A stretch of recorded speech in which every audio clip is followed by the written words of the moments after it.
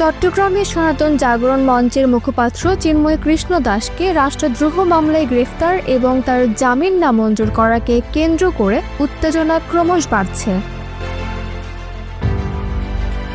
২৬ November Chittagong metropolitan magistrate আদালত প্রাঙ্গণে তার সমর্থক এবং আইনশৃঙ্খলা রক্ষাকারী বাহিনীর মধ্যে সংঘর্ষে অ্যাডভোকেট সাইফুল ইসলাম আলিফ নামে একজন আইনজীবী নিহত হন।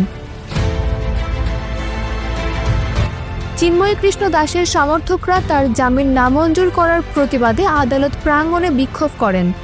পরিস্থিতি নিয়ন্ত্রণে আনতে আইনশৃঙ্খলা বাহিনী লাঠিচার্জ এবং সাউন্ড গ্রেনেড নিক্ষেপ করে।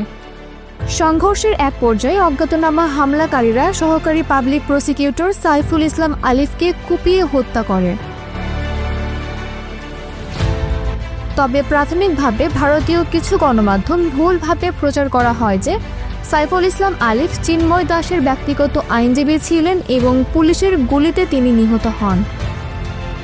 ভারতের একাধিক সংবাদ মাধ্যম যেমন রিপাবলিক ওয়ার্ল্ড দাবি করে যে সাইফুল ইসলাম আলিফ চিন্ময়ের পক্ষে মামলা পরিচালনা করছিলেন এবং পুলিশের গুলিতে নিহত হন।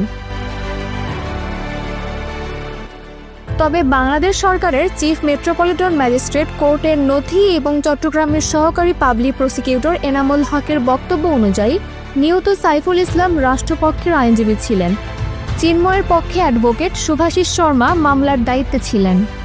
বাংলাদেশ সরকারের প্রেস উইং একটি বিবৃতিতে ভারতীয় গণমাধ্যমের প্রচারিত এই খবরকে মিথ্যা এবং উস্কানিমূলক বলে অভিহিত করেছে। পাশাপাশি গুজব থেকে বিরত থাকার আহ্বান জানানো হয়েছে। চট্টগ্রামের বেসরকারি টেলিভিশন চ্যানেল 24-এর প্রতিবেদনে বলা হয়েছে সাইফুল ইসলামকে চিন্ময় সমর্থকদের হামলায় হত্যা করা হয়। এই ঘটনায় দোষীদের খুঁজে বের করার জন্য তদন্ত চলছে। চিন্ময় কৃষ্ণ দাসের গ্রেপ্তার এবং জামিন না পাওয়ার ঘটনায় সৃষ্ট অস্থিরতার জেরে একজন আইনজীবীর মর্মান্তিক মৃত্যু যেমন দুঃখজনক, তেমনি তা ঘিরে ভারতীয় মিডিয়ার ভুল তথ্য প্রচার বিভ্রান্তি তৈরি করেছে।